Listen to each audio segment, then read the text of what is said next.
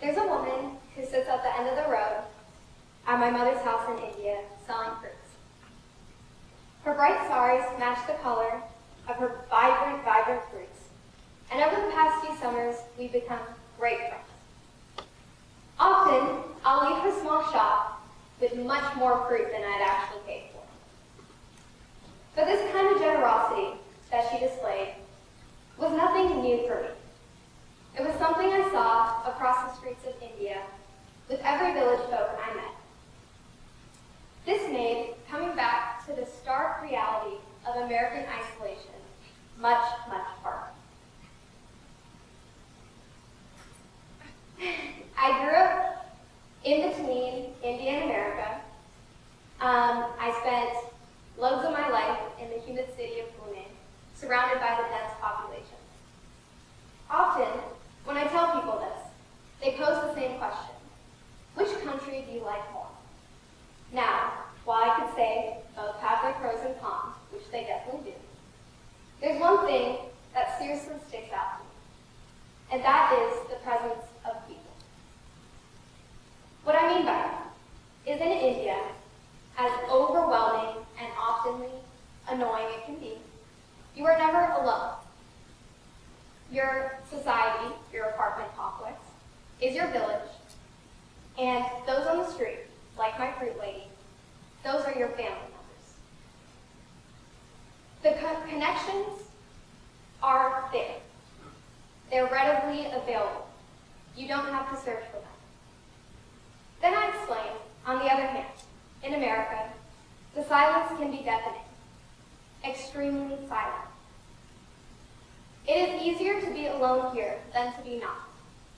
And what do I mean by that? I've lived in my house in Bethesda for the past 5 years.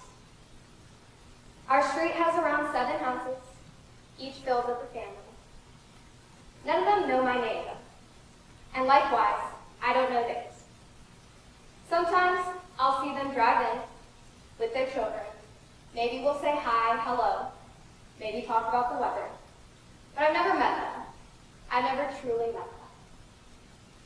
Then, they reside into the comfort of their home, which is surrounded by their picket fence. And likewise, I do the same. And we never cross boundaries.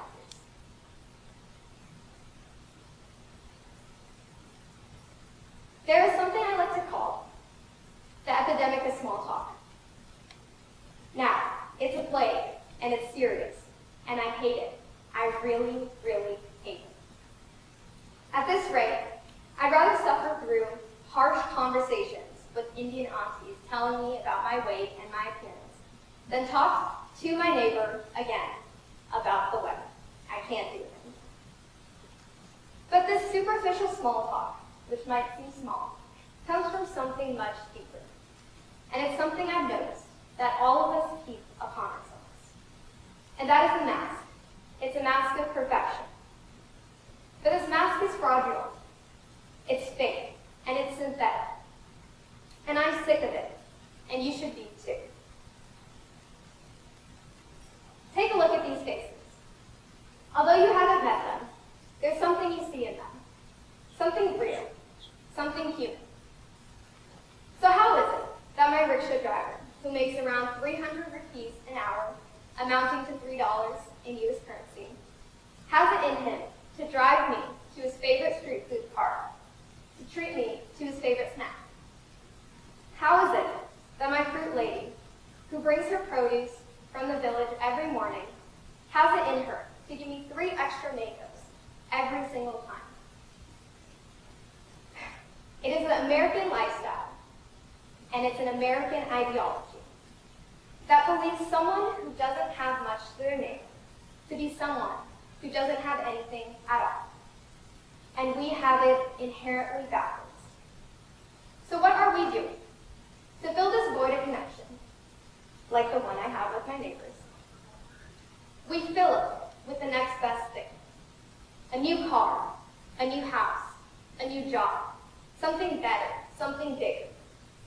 But the irony of it all is at the end of the day, when we have rid this entire earth of everything that is there to purchase, my fruit lady, who makes just enough to make it through the week, will still have more than us, because she will be rich in connection. In our current climate, where mothers are forced to raise their children without the village that they were promised, where we cannot walk across our fences to truly love thy neighbor, where immigration agents are rampaging through our streets and terrorizing us and dividing us, it is more crucial and it is more imperative and important than ever now to break down our fences. So how does that start? How do we do it? Because it's hard. We must start by turning to our neighbor and engaging in vulnerable, real conversation without the mask. It is scary to be seen. It is terrifying. But that is the first step towards real connection. So be real. Be authentic. Be upfront. Be yourself.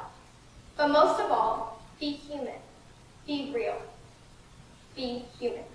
Because at the end of the day, that is what we all truly, truly need.